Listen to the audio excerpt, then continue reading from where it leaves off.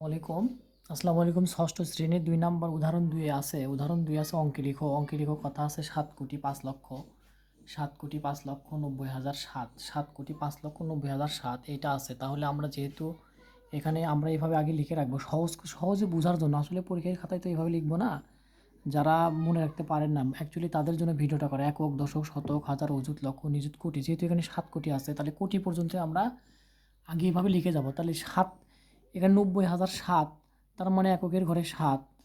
এখানে ৯০,০০০ বলছে, এখানে কিন্তু দশকের ঘরে কিছু নেই, থাক। শতকের ঘরেও কিছু নাই।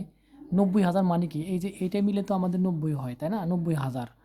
এখানে লক্ষর ঘরে আছে ৫, লক্ষের ঘরে ৫, নিযুতের ঘরে কিছু নেই, কোটির ঘরে আছে ৭। এখন দেখেন, কোটির ঘরে যেহেতু ৭ কোটি ছিল ৭ লিখলাম, লক্ষের ঘরে ৫ ছিল তাহলে ৫, লক্ষের ঘরে ৫ লিখলাম।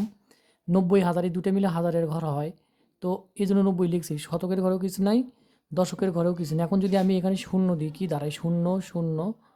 যেহেতু এখানে ৯০,০০০ ছিল, ৯০ একবারে লিখে নিয়েছি। নিযুতের ঘরে শূন্য। এখন তাহলে দাঁড়াচ্ছে দেখেন ৭,৫,৯০,০০০ ৭। তো এখানে যদি আমরা মূলত এখন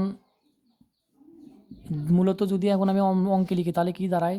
৭,০,৭,৫,৯০,০০০ ৭। ৫ কোটি, দেখেন কমা দিচ্ছি, ৩ ঘর পর কমা, ২ ঘর পর কমা, ২ ঘর পর কমা, তাহলে ৭,৫,৯০,০০০ ৭ এটা দাঁড়ায়। তো এইভাবে যদি কেউ, এটা মূলত দিছি কিন্তু একক, দশক, শতক, হাজার, এটা বোঝার জন্য দিয়েছি। যখন যে এখানে যেটা চাওয়া হয়েছে ঠিক সেই ঘরে আমরা সংখ্যাটা বসালাম। লক্ষর ঘরে ৫ লিখলাম, যেহেতু ৯০,০০০ তাহলে এই দুটো মিলে আমাদের ৯০,০০০। ৯০,০০০-এর ঘরে আমরা ৯০,০০০ লিখলাম।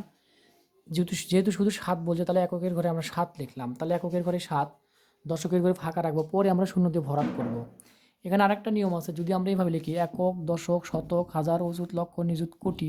কোটির ঘরে ৭, এখানে নিযুতের ঘরে কিছু নেই, লক্ষর ঘরে ৫, অযুতের ঘরে ৯, এখানে শূন্য, তাহলে ৯০,০০০, এখানে ৭, এখানে শূন্য, এখানে শূন্য। আমরা কিন্তু এইভাবেও করতে পারবো।